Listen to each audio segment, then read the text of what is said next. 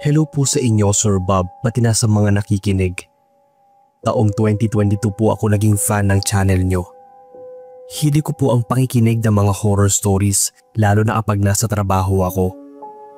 Ako pala si Edwin na atira ngayon sa Las Piñas. Itong kwentong ibabahagi ko ay nangyari last year lang. Nagtrabaho ako sa isang Chinese company sa Pasay. Panggabi kami, 12 hours sa trabaho. Bago lang ako sa trabaho na yon, siguro mga 2 linggo pa lang. 6 p.m. to 6 a.m. ang schedule ng pasok ko. Hindi ko na lang babanggitin kung anong building yon. Hanggang 20 floors ang meron sa building, pero ilan lang ang merong office pa. May mga floors din kaming hindi pwedeng puntahan. Sa 15th floor yung office namin. Hindi ako masyadong palakaibigan dahil ang balak ko lang naman talaga ay panay trabaho lang. Hanggang sa may nakilala akong katrabaho, tawagin natin siyang Jerry. 2 taon na si Jerry na nagtatrabaho sa kaparehas kong boss. Pero ang sabi niya, kalilipat lang daw nila ng building na yon, mag-iisang buwan pa lang. Break time namin ng 1 oras, bandang 12 a.m. Kapag ganyan pa namang oras, dyan masarap matulog. Lalo na night shift at 12 hours duty. Hahanap ka talaga ng paraan para makatulog. Sa pwesto namin, ang hirap matulog kahit na break time. Ang daming maiingay kasi. Yung iba nanonood sa cellphone, yung iba naman ay nagchichismisan. Hindi naman pwedeng sitahin dahil magagalit sila. Minsan nga mas matapang pa sila kahit na sabihin mo sa kanila na respetuhin ang break time nyo. Madalas pa namang pumapasok ako na kulang ang tulog. Minsan, inis na inis ako dahil yung katabi ko ang ingay tumawa. Naipagtalo pa ako nun dahil gustong gusto ko sanang maatulog kahit 1 oras lang. Lumabas ako ng opisina at pupunta sana sa smoking area, pampawala ng inis. Kasi alam ko na kapag nagtalo kami ng katrabaho ko, mauuwi lang yun sa pagpapatawag sa office. Habang naglalakad, nakasalubong ko si Jerry. Inaya niya akong bumaba para doon magyosi. Tumanggi ako sa kanya dahil akala ko doon pa kami sa 5th floor pupunta. Pero ang sabi niya, sa baba lang mismo, sa 14th floor. Ako naman ay nagtaka dahil alam ko wala namang 14th floor sa building na yon. Kasi diba kapag Chinese-Filipino structure, walang 14th floor. Dahil ang paniniwala ay malas ang number 4. Pinaliwanag sa akin ni Jerry na hindi naman daw talaga Chinese ang may-ari ng building na yon, kaya may 14th floor pa rin. Pero hindi lang pwedeng pindutin sa elevator. Mas maganda raw doon dahil walang maingay at kokonti lang yung nagyoyosi. Minsan daw doon siya natutulog kapag break time. Nagsaset lang siya ng alarm para hindi malate. Sumama ako sa kanya at naghagdan lang kami. May naasalubong pa nga kaming 2 lalaki na mukhang galing din doon. Natuwa ako nang malaman na pwede palang bumaba doon. Ang akala ko kasi kapag wala nag-o-office, bawal kaming pumunta. Ang sabi ni Jerry, bawal naman daw talaga. Ang kaso, wala namang nagbabantay. Huwag lang din sila magpapahuli. Kung sakali man na may guard, sabihin na lang na galing sa CR. Pagbaba namin may ilaw naman, pero madilim pa rin ang paligid. Bukas na yung ibang mga opisina pero walang ilaw sa loob. Merong mga upuan na nakapatong sa lamesa. Kung hindi lang ako galing ng 15th floor, iisipin ko siguro na abandonado itong building. Totoo nga na tahimik kasi kahit na saglit, nakatulog talaga ako. Napapadalas na noon yung pagpupunta ko sa 14th floor lalo na kapag break time. Hindi ko kasi nakukuha talaga yung pahinga na gusto ko. Minsan nga ay muntika na akong malate dahil hindi ko narinig yung alarm. Akala ko natagpuan ko na yung lugar na tahimik at payapa talaga. Pero hindi ko alam na itong floor na to ang muntika ng pumatay sa akin. Malapit na ang cut-off nung araw na yon. Bumaba ako sa 14th floor para matulog. Medyo may tama ako ng alak dahil galing akong day off at nakainom. Para ang tagal kong naghintay ng break time para maatulog na ako. Pagsapit ng 12 AM, bumaba na rin agad ako. May dala pa nga akong maliit na unan na hiniram ko sa office mate ko. Doon ako natulog sa isang opisina na parang may mga harang na tabla. Mas madilim kasi doon, kaya mas ramdam ko na masarap ang tulog. Dahil pagod at medyo may tama ng alak, naatulog ako agad. Hindi ko naman problema ang init dahil may kalamigan naman kahit papaano doon sa pwesto, lalo na at pwedeng buksan ng bintana. Hindi ko maipaliwanag yung pakiramdam ko. Alam niyo yung tulog ako pero gising ang diwa. Nararamdaman ko ang nangyayari sa paligid. Naririnig ko yung ingay ng mga sasakyan sa labas pero nakapikit ako. Nakakaramdam din ako ng pamamanhid ng buong katawan. Hindi ako makagalaw. Hanggang sa naarinig ako ng may hidang bulong sa paligid. Yung parabang may mga taong nag-uusap na malapit sa akin. Yung mga boses na yon, unti-unting lumalalim, lumalamig at nakakatakot. Ilang sandali pa, sinubukan kong idilat ang mga mata. Dahil madilim ang paligid, nakakatanaw ako ng iba't ibang anino. May mga dumaraan, meron namang mga nakatayo at nakatingin sa akin. Wala silang mga mata, pero ramdam ko yung presensya nilang nakatingin sa akin. Kinilabutan ako nun. Gusto kong bumangon para umalis na, pero wala akong magawa dahil hindi ako maagalaw. Sinubukan kong magsalita, pero walang nangyayari. Walang lumalabas na boses sa akin. Hanggang sa lahat ng anino, unti-unti na silang lumalapit. At yung ingay na galing sa kanila ay masyado nang nakakabingi. Hindi ko maintindihan kung ano yung sinasabi nila, pero ramdam ko yung takot ng mga oras na yon. May isang anino na lumapit sa akin, hanggang sa lumulutang siyang naapatong sa harapan ko. Hirap na akong makahinga sa nangyayari.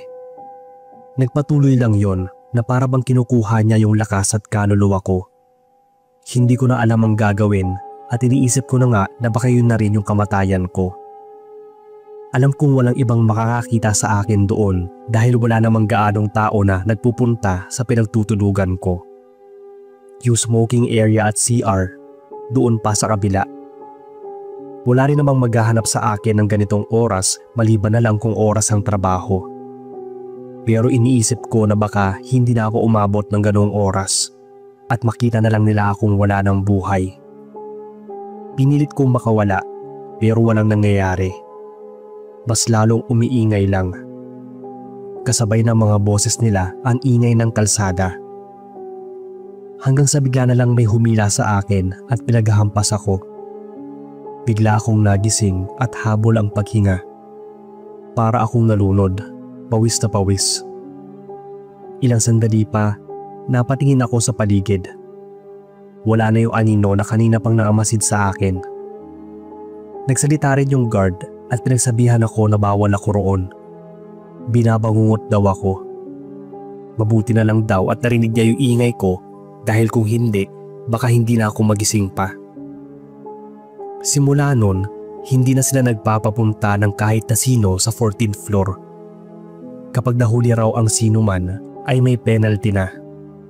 Bawal na magbanyo o kahit na magpunta sa smoking area ng floor na yon. Saka ko lang din narinig yung mga kwentong nangyari sa 14th floor. Last year daw, meron din na bangungot doon tapos namatay. Kaya sila nagsara ng ilang buwan dahil nagkaroon ng investigasyon sa buong building. Hindi lang naman daw yon ang kababalaghan na nangyayari. May mga nagsabing may naririnig silang boses o kaya umiiyak. Kahit wala namang tao. Madalas na nakakaranas doon ay yung guard na nagbabantay sa floor na yon. Sa totoo lang, first time kong mabangungot kaya natakot na rin ako. Hindi ko na rin makalimutan yung experience na yon sa 14th floor. Yun ang naaalala ko.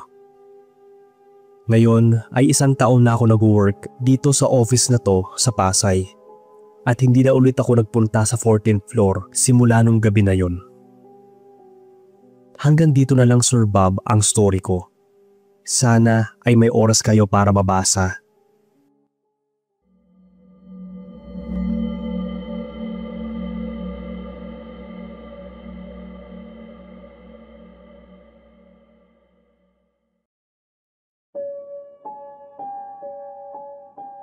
Magandang araw sa inyo Sir Bob at sa lahat ng mga listeners.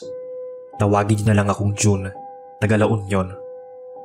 Buwan ng Agosto na mangyari ang karanasang ito. Kasama ko yung kaibigan kong si Janet at nanggaling kami noon sa bahay ng isa rin naming kaibigan na nagdaos ng kanyang kaarawan. Madaling araw na kaming nakauwi at wala na gaanong nagbabiyaheng sasakyan noon. Kaya naglakad-lakad muna kami hanggang sa sakayan ng tricycle. Wala pa rin nakaparada doon, kaya naghintay na lang muna kami. Nang biglang umambon, kaya sinabi ko sa kanya na maghanap muna ng masisilungan. Wala kasing shed o ibang masisilungan sa lugar na yon, kaya naglakad ulit kami. Palakas na ng palakas ang ulan, kaya nagmamadali na kaming maglakad noon. Takbo na nga ang ginawa namin, hanggang sa maarating sa isang waiting shed sa plaza. Lumakas na talaga yung ulan at medyo nabasa na rin kami. Pareho pa kaming nakainom at antok nun. Pero sa kamalas-malasan ay wala kaming masakyan. Nagsiuwian na rin noon ang ibang mga bisita na may mga sasakyan. Laking pagsisisi nga namin na hindi pa kami nakisabay. Lalo pang lumakas ang ulan at hindi na namin alam kung susugod ba kami o maghihintay na lang kaming tumilayon. Mag-aalas 3 na kasi ng madaling araw yon. Sinabi ni Janet na simulan na naming maglakad at bahala nang mabasa ng ulan. Habang naglalakad kami ay nakikiramdam ako. Nang dumating kami kasi sa madilim na parte ng daan ay parang may nakasunod sa amin. Pinabilisan ko kay Janet ang paglalakad. Nakahawak ako noon sa braso niya. Maya-maya, nakarinig kami ng parang may umaangil sa likuran namin. Paglingon ko, isang malaking aso. Nag-iilaw ang mga mata na parang kulay orange pa nga. Nang ilawan ko ng cellphone, nakita kong sobrang itim ng balahibo noon at yung bibig medyo mahaba na malaki. Naglalaway pa ito. Inakala kong asong ulol kaya nataranta ako. Si Janet noon ay gusto nang tumakbo pero pinigilan ko siya dahil baka lalong maalarma yung aso. Sa lakas ng ulan ay baka madapa o madulas pa kami. Pero bigla ko rin naisip na ang mga ulol na aso takot mabasa. Mahina kong sinabi kay Janet na hindi yun nauulol. Pero bakit daw naglalaway? Hindi ko rin alam ang isasagot. Isa pang nagpabahala sa akin ay sobrang laki ng aso. Kaya sumagi sa isip ko na baka aswang yon.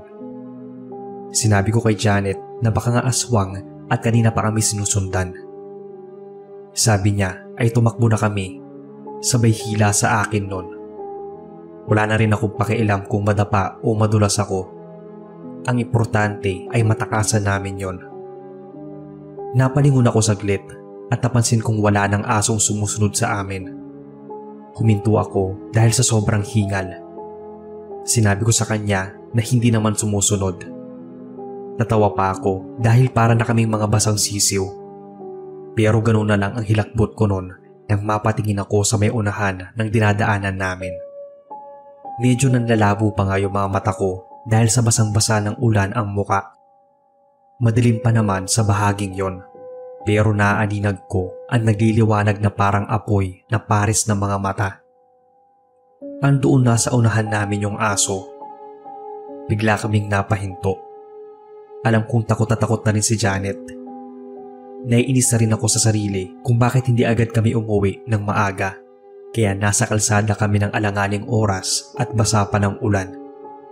At ng mga oras na yon, parang may nagbabanta pang lumapa sa amin. Wala kaming magawa kundi ang tumakbo pabalik. Sinabi ko sa kanya na huwag lumingon. Takbo kami noon pabalik ng waiting shed sa plaza. Hingal na hingal at naiiyak na ako. Si Janet ay napayuko na sa sulok ng shed at medyo nanginginig. Wala pa rin dumadaang sasakyan dahil sa lakas ng ulan. kaya doon na lang sa waiting shed namin binalak na magpaumaga. Nagte-text na rin kami noon sa kaibigan naming nag-birthday pero hindi ito nagre-reply. Pasalamat na rin kami noon dahil hindi na kami sinundan ng aso. Medyo maliwanag na kasi sa shed na yon, kaya siguro ay hindi na yon sumunod. Pero yun ang akala ko, Sir Bob. Maya-maya lang ay minakita kami naglalakad na isang babae. Hindi nito alintana ang malakas na ulan. Naglalakad ito na parang walang nakikita o nararamdaman. Bigla lang din itong sumulpot sa harapan namin.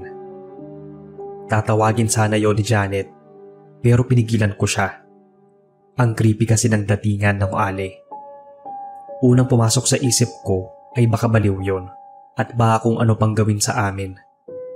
Pero hindi ko inaasahan na sa tanang buhay ko makakakita ako ng ganon. Habang naglalakad yung babae ay sinundan namin ito ng tingin. Medyo naging malikot ang galawan nito. Akala namin ay kung napaano na. Pero sa isang iglap, Sir Bob, hindi na tao yung nakita namin, kundi isang malaking aso na nakahinto at unti-unting lumilingon sa amin. Sinabi ko kay Janet na hindi na maganda yung nangyayari. Hindi na kami tinatantanan ng aso na yon. Magkasama kami sa boarding house sa mga panahon na yon. Iisa din yung pinapasukan naming trabaho at wala kaming mahinga ng tulong dahil malayo ang pamilya namin. Sinubukan kong tawagan yung kaibigan naming nag-birthday. Ilang beses pa nag-ring yon bago ito sumagot. Nanginginig na nga yung mga kamay at boses ko noon at pilit kong sinabi sa kanya na ipasundo kami. Nauutal ko pang sinabi sa kanya na may aswang. Hindi ko alam kung nananakot lang yon o balak talaga kaming lapain o saktan. Pero hindi kami nilulubayan hanggang sa dumating yung kaibigan namin sakay ng kotse. Doon biglang nawala yung nilalang na yon. Doon na kami nagpalipas ng ilang oras sa kanila. Hindi na kami nakatulog kahit sobrang pagod at andok na kami ni Janet. Ikinuwento namin yung nangyari. Sabi nga nung kaibigan namin, dapat daw na hindi na kami umuwi at doon na lang nagpalipas ng gabi sa kanila. Hindi naman kasi namin inaasahan na wala kaming masasakyan at biglang buhos pa ng malakas na ulan. Ang sabi nila, ganun daw talaga kapag masama ang panahon. Sadyang may gumagala daw na ganung nilalang sa lugar nila. Di naman daw nila inaasahang pati kami ay mapapakitaan. Nagising noon yung nanay niya at tinanong kung bakit hindi pa kami nakauwi. Kaya kinuwento din namin sa kanya yung naranasan namin. Nagulat kami noon nang sinabi ng nanay niya na may napansin daw itong isang babae na padaan-daan sa labasan nila. Nakatingin daw yun sa amin habang nagiinuman kami. Bigla rin daw yun nawala. Pero nang lumalim ang gabi at nagliligpit na raw siya ng lamesa, muli daw niyang napansin sa labas yung babae. Lalapitan na raw sana para tanungin kung may kailangan yon. Pero paglabas daw niya ng bahay ay wala na ito. Kinilabutan na talaga ako sa mga kinuwento nito. Hindi raw nito inaasahan na baka aswang nga yun. Kung alam lang niya ay pinigilan na niya kaming umuwi. Tiningnan pa niya si Janet. Nagulat kami sa sinabi niya at napatingin ako noon sa kanya. Parang wala siyang alam pero sinabi niya na dili na raw siya ng 2 buwan. Irregular naman daw yung dalaw niya kaya hindi niya naisip na nagdadalang tao na raw siya. Agad kaming naniwala noon sa nanay ng kaibigan namin dahil nagpapaanak din ito. Isang kumadrona. At baka raw kaya kami sinusundan ng aswang na yon dahil naamoy nito ang pagbubuntis ni Janet. Paulit-ulit akong napamura sa isip. Buti na lang talaga at hindi niya kami nilapa, lalo na yung kaibigan ko. Binalingan ko siya noon. Namutla siya bigla sa sinabi ng nanay ng kaibigan namin. Pinakita niya sa akin yung maliit na tela na nakapaloob sa pouch niya. May laman kasi yung iba't ibang ugat. May luya, bala, at kung ano-ano pang pangontra. Simula raw pagkabata ay daladala niya yon. Palagi rin daw siyang nababati ng mga elemento noon sa kanyang probinsya, kaya hindi na niya hiniwalay sa katawan niya yon. Kaya naman daw pala hindi kami malapitan ng nilalang, sabi ng nanay ng kaibigan namin. May proteksyon pala si Janet. Nakahinga kami ng maluwag, lalo na nang mapansin naming nagliliwanag na at tumila na rin yung ulan. Yun na rin ang una at huling beses namin nakita yung aso at babae na yon. Naging maayos din naman ang pagbubuntis ni Janet at ang pagsilang ng inaanak ko na ngayon ay nasa 10 years old na. Hanggang dito na lang, Sir Bob, ang kwento ko. Maraming salamat sa inyong oras.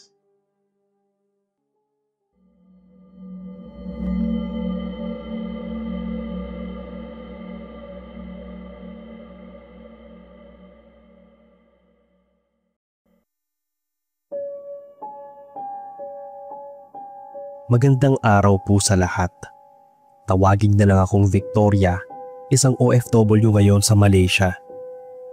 Isa po ako sa mga silent listeners nyo noon pang 2021. Mahilig talaga akong makinig ng mga horror stories. Kaya pati yung mga katrabaho ko rito, kasabay ko ng makinig. Hanggang sa sinabi nila na ibahagi ko rin yung nakakatakot kong karanasan. Bali matagal na itong nangyari. First time ko dito sa Malaysia. Hindi pa ako OFW nun. Nasa bakasyon ako kasama yung best friend ko na si Joyce. Si Joyce yung nag-book na hotel namin at maganda naman yung nakuha niya at budget. 3 days and 2 nights kaming nagstay sa hotel na yon. Pagkatapos nun, pupunta kami sa bahay ng family ng boyfriend niya. Ang nangyari nito, akala ko 2 kami sa iisang room. Yun pala, naabukod siya dahil pupuntahan daw siya doon ng boyfriend niya. Dahil sa wala naman akong magagawa ay pumayag na ako. Bali 12A yung kapalit nila sa 13th floor. Dahil may mga hotel pa rin, may impluwensya ng western superstitions na malas ang 13th floor. Yun lang din ang alam ko. Pero hindi ko akalain na may paniniwala rin pala ang mga Chinese na hindi maganda ang may number 4 sa building. Kumbaga, 4 means death kasi. Kaya yung nakalagay dito sa hotel ay 3A bilang kapalit ng 4th floor. Tapos 12A kapalit ng 13th floor. Pero ang isa sa napansin ko, wala ring nakalagay na 14th floor. Bilang ako na palaging maraming tanong sa buhay, tinanong ko si Joyce kung bakit parang ang gulo naman ng mga floors ng hotel na yon. Akala ko doon lang ang walang 14th floor. Nalaman ko sa kanya na nilalaktawan daw talaga nila yon dahil sa paniniwala na malas nga. Karamihan sa mga hotel sa Malaysia, walang 14th floor.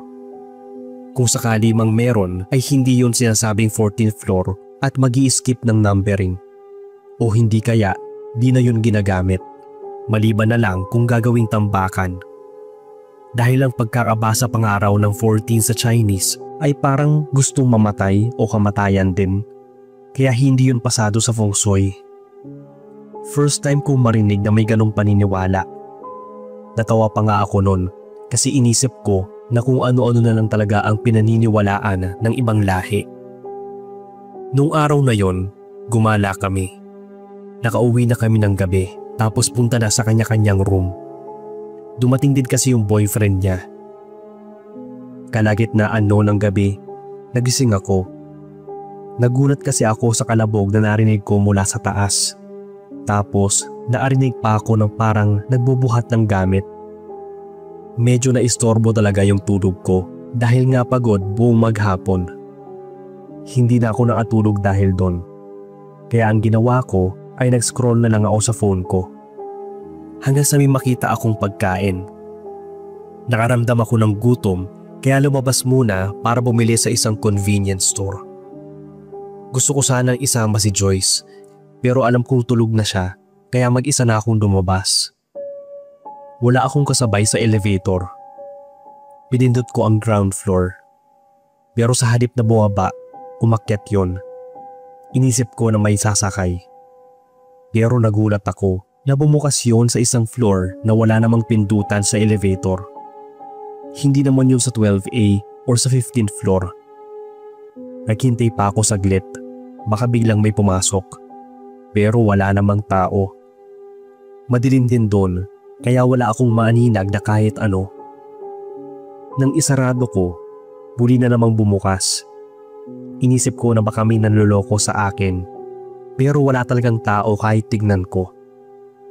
Sinarado ko ulit, pero bumukas na naman. Sa inis ko ay nagsalita na ako. Ang sabi ko ay pumasok na siya sa loob dahil nagugutom na ako. Pero wala talaga. Nang isarado ko ay bumukas uli. Ang ginawa ko, lumabas ako pero nakahawak ako sa pinto ng elevator para hindi sumara. Sinilip ko ulit yung magkabilang side ng hallway kung may tao ba. Pero wala naman akong nakita. Nag-flashlight pa ako. Kaya pumasok ulit ako sa loob. Pero ilang sandali pa, tumunog ang elevator na puno na raw. Tumunog bigla yung overweight limit, samantalang ako lang naman yung tao sa loob. Hindi ko naman siguro kasing bigat ang 12 na katao para sabihin ng elevator na puno na. Ang ginawa ko, lumabas muna ako saglit tapos pumasok. Pero ganun pa rin. Lumabas ulit ako tapos dahan-dahang pumasok. Pero tumutunog pa rin siya. Bali ang ginawa ko na lang ay lumabas ako. Hanggang sa nagsara na yung elevator. Hindi ko alam kung 15th floor pa ba yun, pero bakit kako walang tao?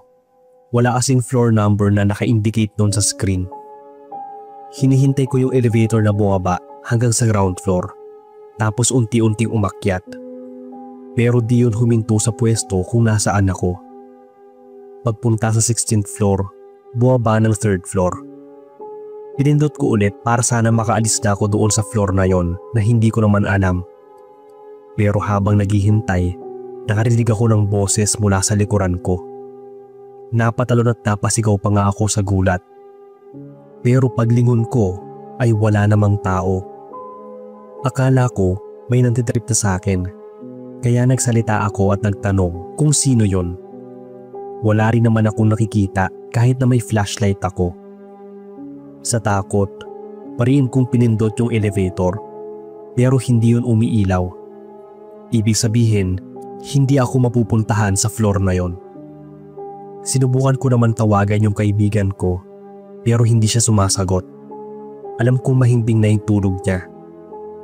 Sinubukan kong hanapin kung nasaan yung fire exit, pero hindi ko makita dahil sobrang dilim nga ng buong floor na yon. Ilang sandali pa, habang naiiyak na ako sa mga nangyayari, bumukas ang elevator. Pumasok ako sa loob at pinindot ang 12A para sana bumalik na lang sa room ko. Nawala na yung gutom ko at napalitan ng takot. Pero katulad kanina, tumunog na naman yung elevator na ang ibig sabihin ay puno na ang loob.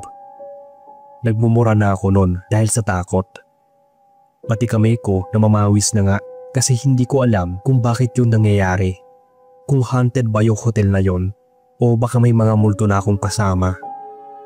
Lahat na yara ng santo natawag ko na, pero walang nangyayari. Ayoko naman din lumabas dahil baka hindi na naman ako makasakay ng elevator. Trinay kong pindutin yung emergency button ng paulit-ulit, pero walang nangyayari. Napasiksik ako sa gilid para umupo doon. Hinintay kong magsara yung elevator. Nagsasara naman yon, pero bumubukas ulit dahil sa tunog na overload na raw. Iniisip ko kung sira ba yung elevator, pero kasi kanina pa to pabalik-balik sa iba't ibang floors. Habang nakaupo sa isang gilid, napapaiyak na rin ako. Mas lalo akong nanigas nang may matanaw akong anino sa labas ng elevator. Hindi lang isa, kundi marami. Para na yata akong mababaliw nun dahil kung ano-ano yung nakikita ko. Nakakarinig na rin ako ng boses galing doon. Dahil walang ingay, umieko yung mga boses. Tapos sumasabay pa yung ingay ng elevator. Bukas sara ito. Hindi ko na alam kung saan ba ako tatakbo o may matatakasan pa ba ako. Kaya para akong bata noon na napayakap sa tuhod habang umiiyak. Gulong-gulo na yung utak ko. Hanggang sa hindi ko alam kung paano ako nakapunta sa ibang floor. Ang alam ko lang ay may lumapit sa akin at hinawakan ako. Napasigaw pa nga kaming dalawa kasi nagulat ako. ganun din siya. Dahil sa traumang yun na rin yung huling gabi ko doon. Hinintay ko na lang ng mag-umaga para sabihin kay Joyce yung mga nangyari sa akin. Hindi siya maapaniwala sa sinabi ko na baka raw nasosobrahan na raw ako sa panonood ng mga horror movies kaya napapanaginipan ko na parang totoo. Pero pinaglaban ko sa kanya na totoo yung naranasan ko. Mahirap naman kasi talagang paniwalaan yon dahil paano nga naman biglang mangyayari na mapupunta ako sa isang floor sa pagitan ng 12A at 15th floor. Kung tama ang hula ko, yung floor na yon ay yung 14th floor na sinasabi nilang sarado at walang tao. Wala raw yun sa pindutan ng elevator dahil wala namang tao nagpupunta doon. Tambakan daw yun ng mga lumang gamit ng hotel. May nakalaan din daw na special elevator silang ginagamit para doon. Hindi ko na rin naman masyadong inalam pa dahil takot na takot pa rin ako. Ngayon na nasa Malaysia na ako nagtatrabaho, napag-uusapan pa rin namin yon ng mga atrabaho ko rito pero never na akong bumalik sa hotel na yon. Marami pa kasing mga paniniwala rito tungkol sa 14th floor. Pero sana naman wag ko na ulit maranasan yon dahil baka atakihin na ako sa puso. Okay na ako sa pakikinig ng mga kwentong katatakutan. Ayoko lang na mangyari sa akin. Hanggang dito na lang po Sir Bob ang kwento ko.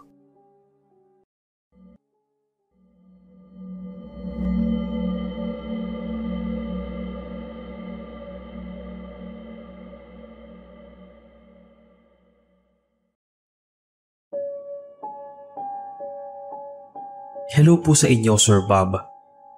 Itong kwentong ilalahad ko ay nangyari dito sa lugar namin matagal na panahon ng nakaraan. Ako si Dina, 50 years old na ngayon.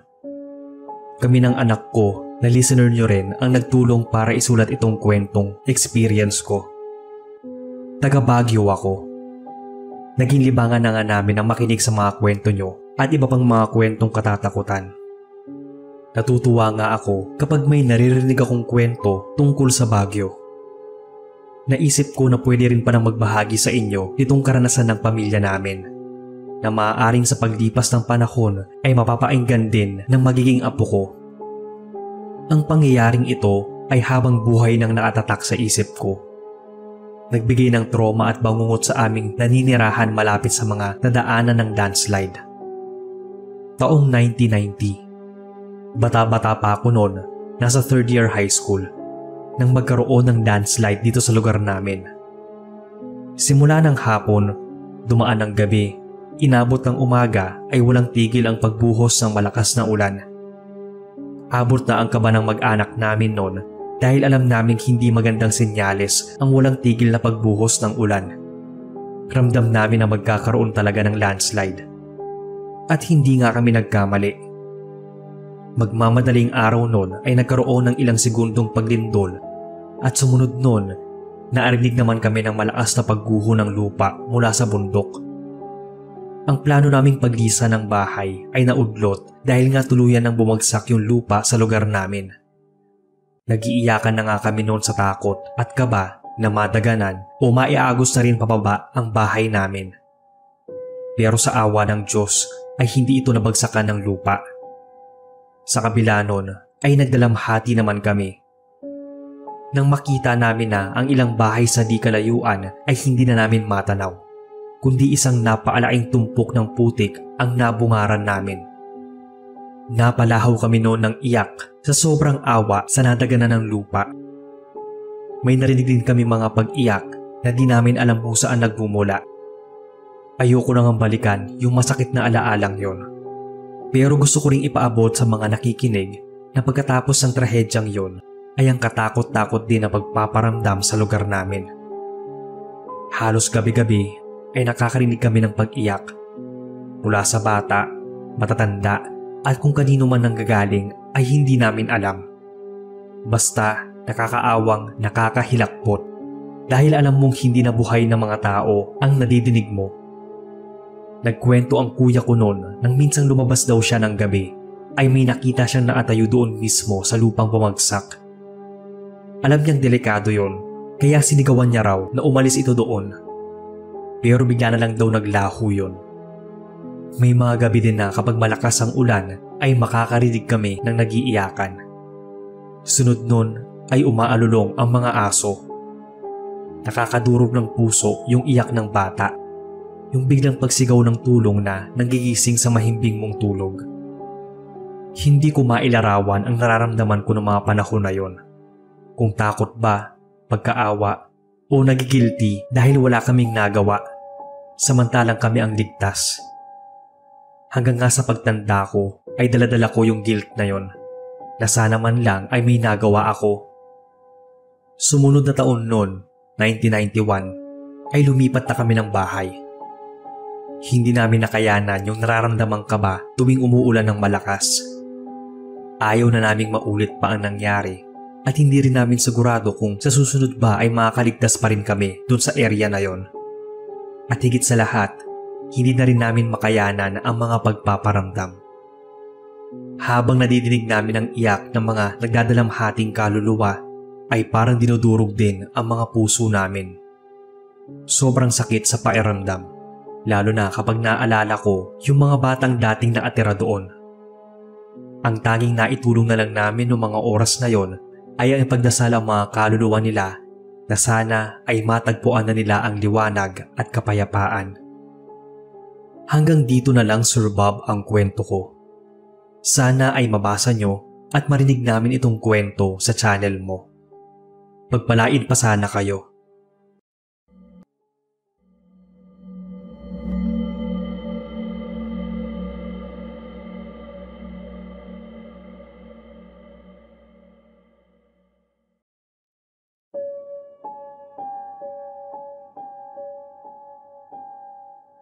Hi po sa inyo, Sir Bob. Ako si Jiro, taga Don Galo sa Parañaque. Bago nyo lang po akong listener, mga wala pang isang taon sa channel nyo. Pero halos lahat ng stories ay napainggan ko na. Maganda po kasi talaga, kaya naisipan ko rin na ibahagi itong kwento sa inyo.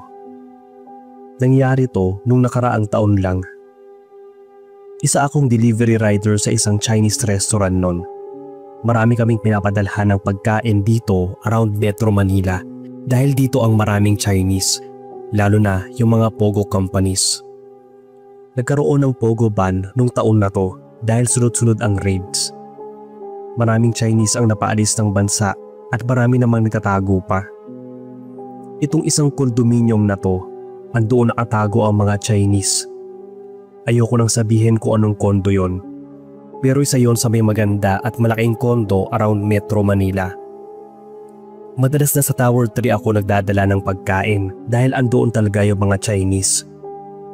Hanggang sa dumating yung isang order namin sa Tower 2. Wala namang problema kasi magkakatabi lang naman yon. Inuna kong dalhin yung pagkain sa Tower 3 dahil doon ang mas maraming order. Isang plastic lang naman yung sa Tower 2. Pagkatapos ko, tiningnan ko kung anong floor ang pagdadalhan ko. Nakita kong sa 14th floor. Hindi ko naman alam na may iba palang kwento ang mga Chinese sa 14th floor. Ang alam ko kasi yung tungkol sa 13th floor na mga kwento, kaya walang ganoon halos karamihan ang mga building sa Pilipinas. Sa kami mga Pilipino ring nakatira. Base sa narinig ko, ang Towers 2 and 3 ay mga Chinese, tapos sa Tower 1 naman, mga Pinoy at ibang banyaga. Pagpunta ko sa Tower 2, may ginagawa yung guard, kaya hindi na ako lumapit. Kilala na rin naman nila ako. Medyo mahigpit kasi sa kondo na yon, kaya bihira lang ang may nakakapasok. May hawak din kaming ID. Hindi ka kasi basta-basta makakapasok doon kung wala yon, dahil iniingatan din nila yung mga Chinese na tinatago nila. Pag-akyat ko ng 14th floor, nagtaka ako kasi ang dilim. Wala man lang nakabukas na ilaw sa hallway. Hapon na nun, mga 5 PM na siguro. Medyo madilim pa ang langit. Last delivery ko na yon kasi pauwi naman na ako. Tiningnan ko yung order at hinanap ko yung Unit 14C. Habang naglalakad, hindi ko maiwasang kilabutan. Maganda yung kondo. Mas maganda at mas malinis kumpara sa Tower 3, pero hindi ko mapigilang matakot. Sa sobrang tahimik ka, rinig na rinig ko yung paglalakad ko. Pakiramdam ko ay walang ibang tao doon. Pagpunta ko ng 14C, ilang beses akong kumatok pero walang nagbubukas ng pinto. Gumamit pa ako ng flashlight ng phone kasi hindi ko alam kung saan nagbubukas ng ilaw. Inulit ko ang pagkatok. Wala pa rin nagbubukas ng pinto. Pero may narinig akong ingay mula sa loob. May mga yabag na nagtatakbuhan. Rinig ko talaga yon. Kaya akala ko hindi nila ako naririnig kasi naghaharutan sila sa loob. Sinubukan ko ulit kumatok pero wala talagang sumasagot. Nagsalita pa nga ako. Nang matigilan ako matapos kong magulat nang mabigat na nagsara ang pinto sa may dulong unit. Napatingin ako doon pero walang taong lumabas. Ilang sandali pa, nakarinig ako ng tumatakbo sa hallway papunta sa elevator. Hindi ko na pinansin yon. Baka ka ako isang tenant na nagmamadali. Ilang minuto pa ako naghintay. Mas madilim na lalo sa paligid. Pinatay ko na rin yung flashlight ng phone ko dahil baka malobat. Ilang sandali pa, nakarinig na naman ako ng ingay sa paligid. Ang iingay nila, may mga natatawanan pa, may mga batang umiiyak, basta kung ano-ano. Pero itong sa 14C, wala pa rin ginagawa para kunin yung order nila. Hindi kasi nabigay sa akin yung number ng nag-order. Kumbaga, yung resto lang yung may communication sa kanila. Bala ko na nga sanang tawagan yung boss ko para sabihin na wala namang kumukuha ng pagkain. Hindi ko kasi yun pwedeng iwan basta-basta dahil kapag nawala yon, ako pa ang magbabayad. Kaso ang pinagtaka ko ay wala namang signal. Bad trip na ako nun kasi ang sakit na nga ng kamay ko sa pagkatok. Ang ingay ko na rin dahil panay ako tawag sa kanila sa loob. Ilang sandali pa, nagulat ako sa biglang tumakbo sa likuran ko papunta sa may hagdan. Sa may hagdan na yon, basurahan yung katapat. Sa totoo lang, natatakot ako. Pero hindi ko na lang pinahalata dahil kailangan kong maibigay itong order ko. Habang naghihintay na may magbukas ng pinto, napatingin ako malapit sa may hagdan. May natanaw akong babae na nakatayo pero di ko siya makita ng buo dahil andoon siya malapit sa basurahan. Naalala ko na may dumaan sa likod ko kanina kaya siya yung naisip ko. Kinausap ko siya at nagtanong kung sino ba yung nakatira sa 14C. Kanina pa kasi ako katok ng katok pero wala namang sumasagot. Hindi ako sinagot ng babae kaya inulit ko. Medyo lumapit pa nga ako sa kanya pero wala pa rin talaga. Inisip ko na baka Chinese siya at hindi maintindihan yung salita ko. Wala kasing doorbell doon kaya inulit ko ang katok. Mas malakas kaya umasa ako na may magbubukas ng pinto. Hanggang sa nagulat ako dahil may dumaan na naman sa likod ko. Pero sobrang lamig ng pakiramdam ko. Hindi ko alam kung tao ba o hangin yung dumaan. Hindi ko na kinakaya yung kilabot na nararamdaman kaya bala ko na sanang umalis. Nakarinig ako na nagbukas na elevator sa floor na yon. Tapos may mga yabag. Ilang sandali pa, bumukas ang ilaw. Nakahinga ako ng maayos kasi maliwanag na sa hallway. Maya-maya pa, nakita ko yung guard. Lumapit siya sa akin at nagtanong kung anong ginagawa ko doon. Nasabi ko sa kanya na kanina pa ako tawag ng tawag sa Unit 14C pero di naman sila lumalabas. May order ka ako sila. Pinakita ko pa nga sa kanya yung hawak ko, pati yung resibo na may unit number ng tower. Sinabi niya sa akin na wala namang tao sa room na yon at sa buong floor. Sana raw ay nagpunta muna ako sa kanila para itanong yung order na yon. May nag-iwan daw kasi sa kanila ng abiso galing sa Tower 1 na yung order niya ay ipinalagay sa Tower 2 dahil ayaw niyang makita ng asawa niya. Medyo nainis ako noon kasi sana nilagay man lang ka ako sa note para sana hindi ako nagmukhang tanga sa kahihintay na may lumabas ng 14C. Ang sabi ng guard na hindi ko raw ba alam na walang tumatao doon. Malas daw kasi para sa mga Chinese yon. 13th floor, 14th floor. Ibig sabihin daw nun ay kamatayan. May paniniwala silang malas ang floor na may number 4 tulad ng 4th floor, 14th floor, 24th floor. Ang sabi ko naman hindi ako Chinese kaya paano ko malalaman? At anong sinabi niya na walang tao? Ang sabi ko, rinig na rinig ko yung mga tao kanina. May nakita pa nga akong babae na nagtapo ng basura kaso ay hindi ako kinausap. Narinig ko rin na may nagsara ng pinto tapos yung ingay sa loob ng 14C. Para mas mapaniwala niya ako na wala talagang tao, binuksan niya ang 14C. Pinakita niya sa akin na mga sirang double deck ang naroon. Wala talagang katao-tao. Doon ako napaisip kung ano yung mga yabag na narinig ko sa loob.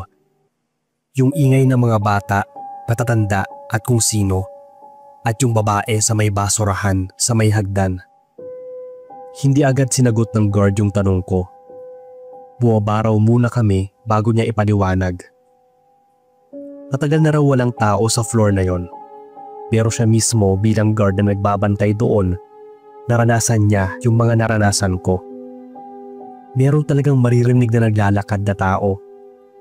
Minsan nga raw kapag galing siya ng ibang floor, biglang bubuka sa 14th floor at parang may nakikisabay.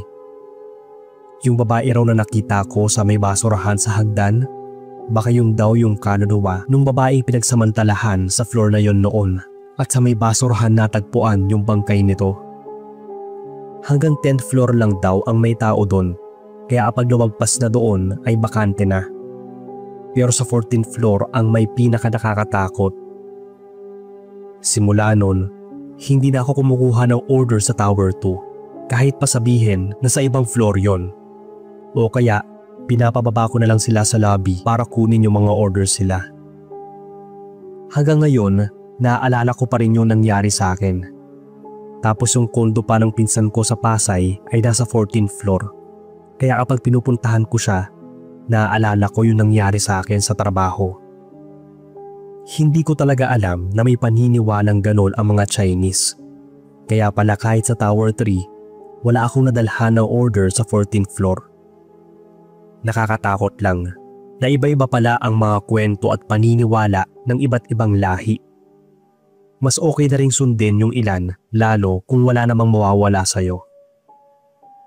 Ito lang muna ang kwento ko, Sir Bob.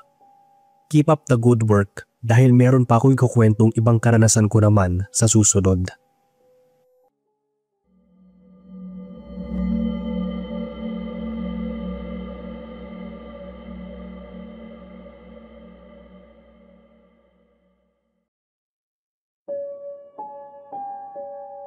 Magandang araw sa inyo, Sir Bob, at sa lahat ng mga nakikinig. Siguro itong kwentong ilalahad ko sa inyo ay isa sa pinaka-nakakatakot na naranasan ko sa tanang buhay ko. Itagoy na lang ako sa pangalang Gia. Nang magsimula akong magtrabaho dito sa lungsod ng Iloilo, ay humiwalay na ako ng tirahan sa mga magulang ko. Isang apartel ang tirahan ko ng ilang taon din. May ilan din ako naging kasundong kalapit kwarto nun.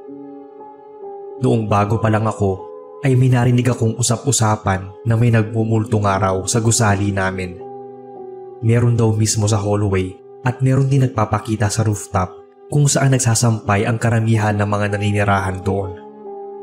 Madalas daw nagpapakita o nagpaparamdam ang nasa rooftop kapag umuulan. Sa isip ko noon, isang malaking kalokohan lang. Pati multo ay mamimili ng panahon ng pagpapakita nito. Ibig sabihin kapag tag-init ay tahimik lang ito, pero pag tag-ulan ay hindi ito matahimik. Natatawa na lang ako nung una. July 2016 noon nang umulan ng malakas habang pauwi ako galing trabaho. Hindi man lang ako nakadala ng payong noon, kaya nabasa talaga ako ng todo. At ayokong naiiwang basa ang damit ko, lalo na yung uniform ko sa trabaho. Baka magkaroon ng mantsa o mahawaan ng ibang kulay, kaya nilabhan ko agad. Hindi ako naglalaban nun dahil nakakahassle. Pinapalondry ko yung mga damit ko, kaya masasabi kong first time ko maakyat yung rooftop na yon. That time, ay kailangan ko talagang sundin ng laba ang mga nabasa kong suot. Mag-aalas 10 na yata yon dahil late naman palagi ang labas ko.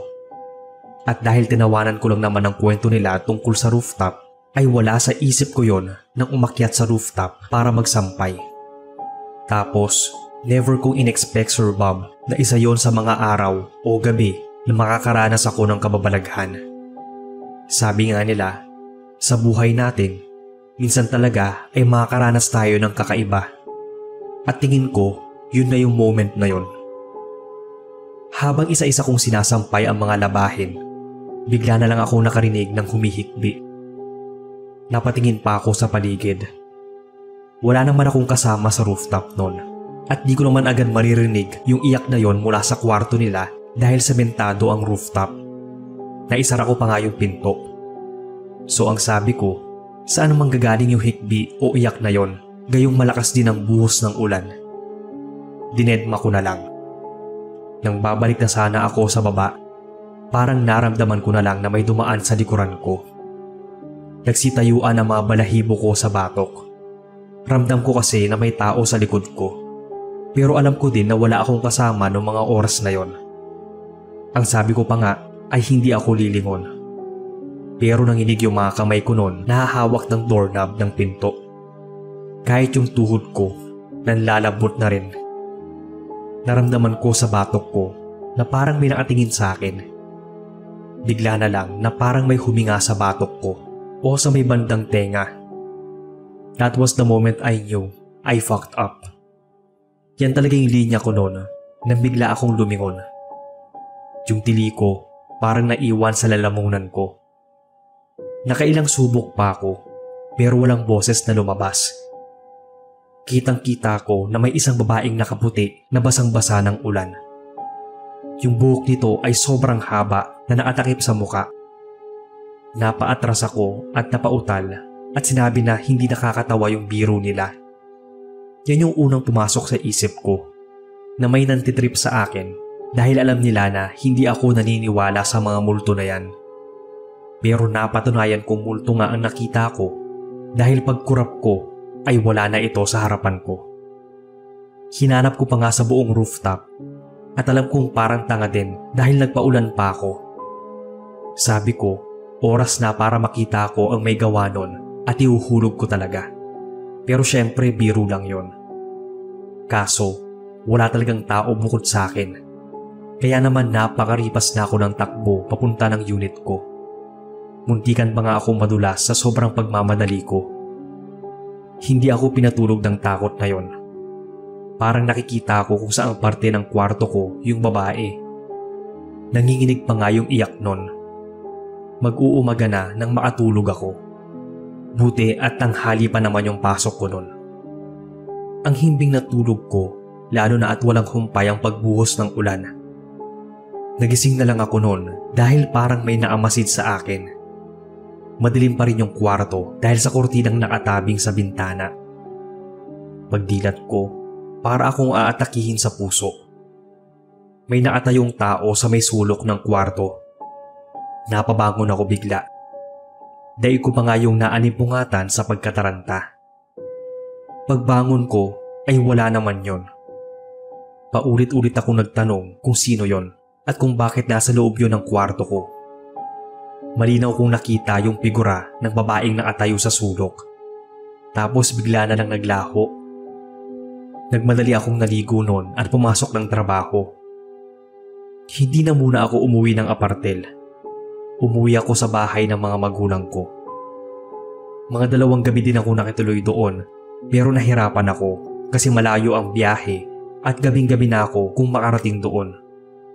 Kaya kahit nangingilabot pa ay bumalik ako sa apartel. Hindi ko nang matiis noon na magkwento sa isang malapit na rin sa aking katabing unit. Ang sabi lang niya sa akin ay huwag kong pansinin at magdasal. Kung gusto ko raw na magtagal sa unit ko ay magdasal ako at huwag pakitaan ng multo na yon. Kapag tag-ulan daw talaga, nagpapakita ang multo sa rooftop. Proven at tested na raw yon, pagbibiro pa niya. Sinabi nilang yung babaeng nadulas at nabagok daw sa rooftop ang maaaring nagmumulto. Biglaan nga raw ang pagkamatay nito. Estudyante raw yon sa college at graduating na. Malakas daw ang ulan at nagtatanggal ng sinampay. Sa sobrang dulas daw ng sahig nun ay na out of balance. Hindi nakahawak at tumama daw yung ulo sa kanto ng bakal. Maraming dugo daw yung nawala at nauwi sa hemorrhage. Doon naman daw sa ibang nagpaparamdam, mailan daw na nagbigti sa kwarto at meron ding namatay sa karamdaman. Kumbaga, dasal lang daw talaga ang pwedeng maging sandata kapag nagpaparamdam ang mga ito. Noong mga panahon na yon, hindi pa naman ako madasalin. Pero true enough, dahil sa dalas ng pagdarasal ko, ay unti-unti nang nawala yung pagpaparamdam. Ipinagdarasal ko rin kasi ang mga kaluluwa nila na sana ay matahimik na rin sila.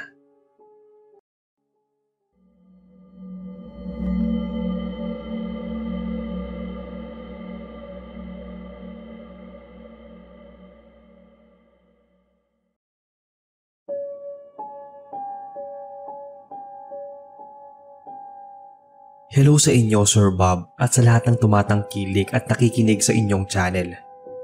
Itago niyo na lang ako sa pangalang Ninya, taga Cebu. Di ko nababanggitin yung eksaktong lugar namin dahil dito rin mismo nangyari yung kababalaghan sa akin nung bata pa. Nung nasa elementary pa lang ako, ay madalas kaming maglaro ng mga pinsan at kapitbahay naming mga bata nun sa bakanting lote na malapit lang din sa amin. Wala pa gaanong kabahayan noon at iilan pa lang ang magkakapit-bahay. Malawak ang bakanting lote na ngayon ay isa ng subdivision. At dahil nga wala naman gaanong nadadaang sasakyan sa amin noon ay malaya kami naglalaro kahit nasa kalsada. Pero sa unahan ng kalye namin ay merong kalsadang main road na kung tawagin.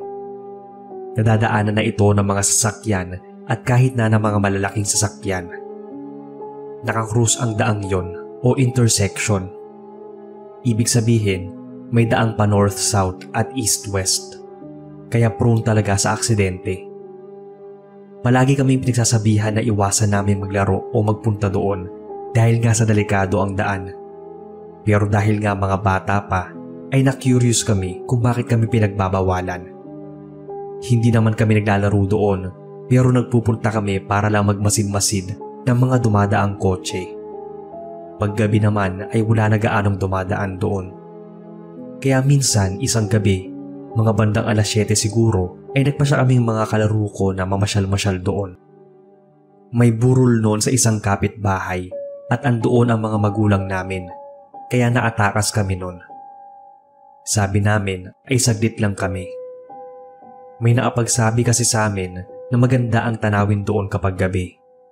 Medyo mataas kasi ang bahaging yon, kaya kitang-kita ang magagandang ilaw ng lungsod, lalo na at magpapasko na noong mga panahon na yon. Habang nakatambay kami sa isang waiting shed sa kanto kung saan kita doon ang krus na daan at ang mga nagagandahang ilaw ng lungsod, ay bumuhos ang malakas na ulan. Siksikan kami sa shed. Naatutok ang tingin ko sa daan nang may biglang tumawid.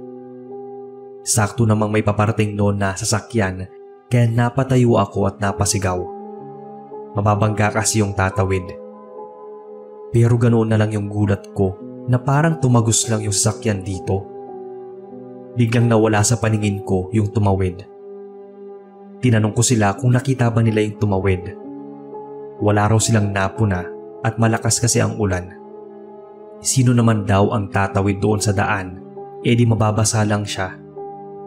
Napaisip ako na baka imagination lang yung nakita, pero hindi yun mawala sa isip ko. Habang nagpapatila kami ng ulan ay may naisip na kalokohan yung mga kasama ko. Magtawag raw kami ng mga espiritu. Di ba daw marami ang namatay sa krus na daan na yon? Ilan na rin ang nadisgrasya at nabangga doon na nauwi sa kamatayan.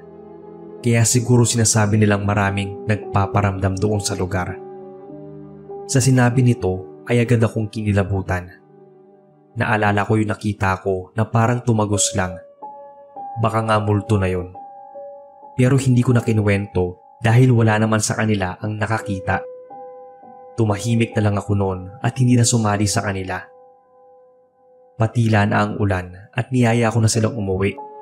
Pero tatapusin daw nila ang pagtatawag. Parang kalokohan lang naman yon dahil wala naman silang ginamit na pantawag kuno sa kaluluwa. Wala namang nangyari kaya umuwi na kami. Pero kinabukasan ay minabalitaan kaming nadisgrasya na naman sa krus na daan. May tumawid daw na nabangga at may nadisgrasyang motor dahil dumulas sa kalsada. Pareho daw namatay yung nabangga at yung driver ng motor. Sobrang nakakakilabot lang isipin na pag-alis namin ay saka naman nangyari yung ganon. Nagkwento pa itong kalaro namin na nung pauwi na raw kami, parang may naasunod daw sa amin na isang usok. Pawala-wala raw yun. Panaylingon daw niya nun sa pag-aakalang may nagsiga o may naninigarilyo lang. Kaso, imposible daw na ganon yung usok na parang nagkorting tao na. Hindi naman namin siya pinaniwalaan nun. Kinagabihan, Sir Bob, ay umulan ulit ng malakas. Hindi na kami nakalabas nun. Naatulog ako ng maaga. Pero nagising ako dahil parang may tumatawag sa akin. Pagsilip ko sa bintana ay nakita ko ang kalaro ko na tinatawag niya ako. Kinakawayan at parang pinapasunod sa kanya. Nagmadali naman akong lumabas ng kwarto at sinundan siya kahit na inaantok na ako nun. Na-curious ako kung ano ba yung titingnan namin. Papunta kami noon sa krus na daan. Nauuna pa siyang maglakad sa akin. Humihikab-hikab ba nga ako dahil sa antok. Hindi na ito kumikibo o nagsasalita. Panitanong ko sa kanya noon kung saan ba kami pupunta. Huminto kami sa pinaagitna ng daan. Di naman kami noon masasagi ng sasakyan. Maya-maya ay napansin kong wala na siya at mag-isa na lang ako doon. Napahinga ako ng malalim dahil para akong nagising noon sa malalim ding panaginip. Hinanap ko yung kaibigan ko pero wala na siya. Uuwi na sana ako nang marinig ko ang paggitgit ng gulong at ang malakas na pagpreno. Ganoon na lang ang takot ko nang makita kong may nabangga ng babae at may natumba na ring motor sa may unahan. Kitang-kita ko noon yung nadurog na binti at ulo ng babaeng nabangga. Halos masuka-suka ako noon sa pangingilabot. Isa lang ang pinagtaka ko. Sobrang lakas ng ulan pero parang hindi ako nababasa. Ilang sandali lang ay narinig ko ang boses ni Mama na ginigising ako. Napamulat ako noon na parang naiiyak. Panaginip lang pala ang lahat pero parang totoo. Yung mga nadisgrasya ng nakaraang gabi ay muling napanaginipan ko. Yun lang at parang nasaksihan ko talaga ang nangyari. Buong araw akong wala sa sarili. Gulong-gulo ako kung anong meron doon sa krus na daan na sa tuwing umuulan ay nananaginip na lang ako ng masama. At kadalasan nun ay nakikita ko ang mga sakunang nangyari doon. Hindi naman siya premonition dahil nangyari na ang mga napanaginipan ko. Minsan naman ay umuulit lang. Di kaya ay may kinalaman doon yung nilaro nila o yung multong nakita ko. Hindi ko rin maintindihan. Kaya simula nun, hindi na ako tumatambay doon dahil sa panaginip ko ay marami na ngang mga kaluluwang hindi matahimik. Kalaunan naman, habang tumatanda ako, ay nawala na yung mga ganong panaginip ko. Pero minsan, lalo kapag umuulan, ay naaalala ko pa rin sila. Hanggang dito na lang, Sir Bob, ang kwento ko. Thank you at God bless.